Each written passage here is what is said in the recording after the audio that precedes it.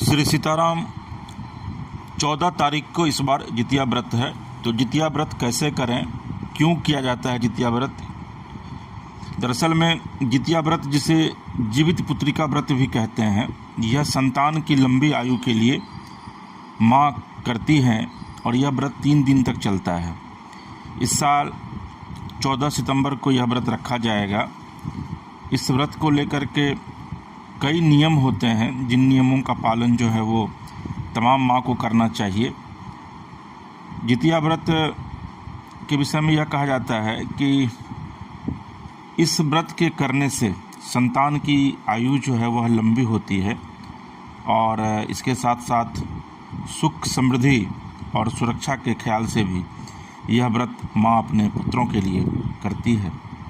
जितिया व्रत 3 दिनों तक चलता है और विशेष रूप से यह व्रत जो है वह भारत के बिहार, झारखंड, उत्तर प्रदेश में मनाया जाता है। और कहा यह जाता है कि बेसिकली आप अगर देखेंगे तो माँ में ही पूरा ब्रह्मांड समाया हुआ है। तो इसलिए कहता है कि माँ अगर अपने पुत्र के लिए इस व्रत को रखती है तो पुत्र का सिर्फ और सिर्फ कल्याण ही होता है।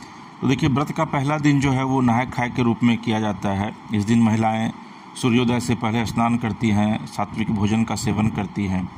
और बिहार के इलाके में जो है वो मरवा एक फसल होता है और एक नोनी साग, छोटा छोटा पत्ता होता है उसका। तो भोजन में मरवा की रोटी और नोनी का साग जो है उसको शामिल किया जाता है। और मरवा की रोटी जो है वो स्वास्थ्य के दृष्टिकोण से भी बहुत फ़ायदेमंद माना जाता है। अगर आप मरवा की रोटी का सेवन रोज़ कीजिए तो शुगर जैसी बीमारी जो है वो आपको कभी नहीं होगी। तो इसका बड़ा महत्व है। व्रत का मुख्य दिन जिसे कि खरजितिया कहा जाता है, इस दिन पूरे दिन और रात 24 घंटे तक महिलाएं जो हैं वह निर्जला रहती हैं और सूर्योदय से शुरू होकर अगले दिन सूर्योदय के बाद जो है वो इसका पारण किया जाता है। यानी कि 24 घंटे का जो है इस बार का यह जो जितिया पर्व है वह किया जाएगा। दूसरे दिन शाम के समय महिलाएं जितिया देवी की पूजा करती हैं, कथा सुनती भी हैं और सुनाती भी हैं। आप देखेंगे कि महिलाओं काफ़ी बड़ी संख्या में महिलाएं बैठती हैं वहाँ पर। जितिया देवी जिमुत वाहन की कथा जो है वह वहाँ पर किया जाता है।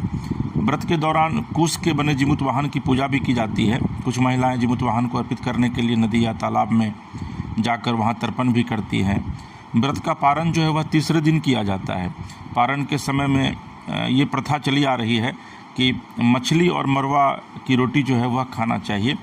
हालांकि ये कहा जाता है कि बहुत जगह लोग नहीं भी खाते हैं, लेकिन जो सनातन धर्म कहता है उसके मुताबिक अगर आप पारण में मछली और मरवा की रोटी खाती हैं और उससे अगर आप व्रत को तोड़ती हैं तो व्रत का पूरा फल जो है वह मिलता है।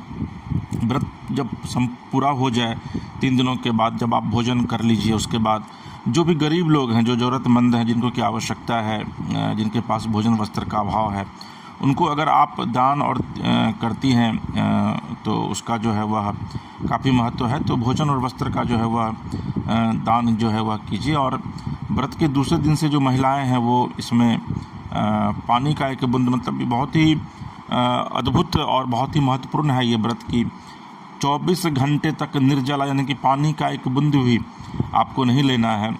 और तामसिक भोजन तो बिल्कुल ही नहीं करना चाहिए, क्योंकि तामसिक भोजन करने से जो है वह गलत हो जाता है।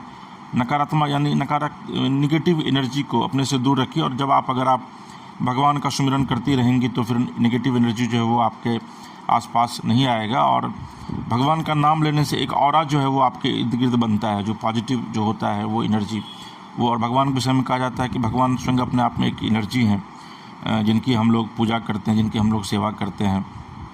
तो इस तरीके से अगर आप करेंगे तो निश्चित तौर पर बहुत ही फलदायी होगा। किसी भी ऐसे भी इस 3 दिन तो किसी से भी बहस मत कीजिए, किसी का अपमान मत कीजिए, सबसे प्रेम से बात कीजिए, क्योंकि यह व्रत जो है वह प्रेम, दया और त्याग का जो है यह प्रतीक माना जाता है।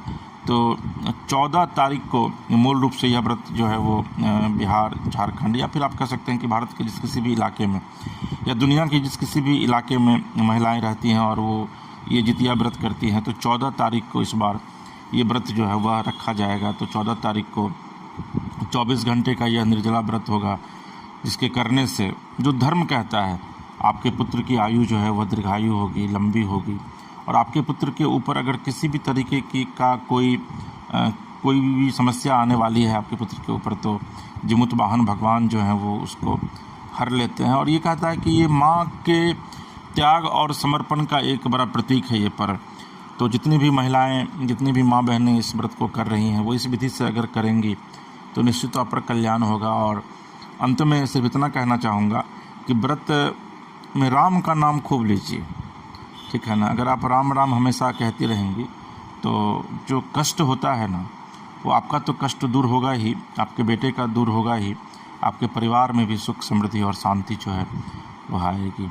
आपको हमारा अगर ये कार्यक्रम अच्छा लगा तो आप कमेंट बॉक्स में जाकर कमेंट कीजिए, मानस कथा रामायण को सब्सक्राइब कीजिए, लाइक कीजिए, शेयर कीजिए। और अपने इलाके में अगर आप राम कथा करवाना चाहते हैं तो आप नीचे दिए गए नंबर पर जो है इसकी शुरुआत कर सकते हैं। श्री सीताराम।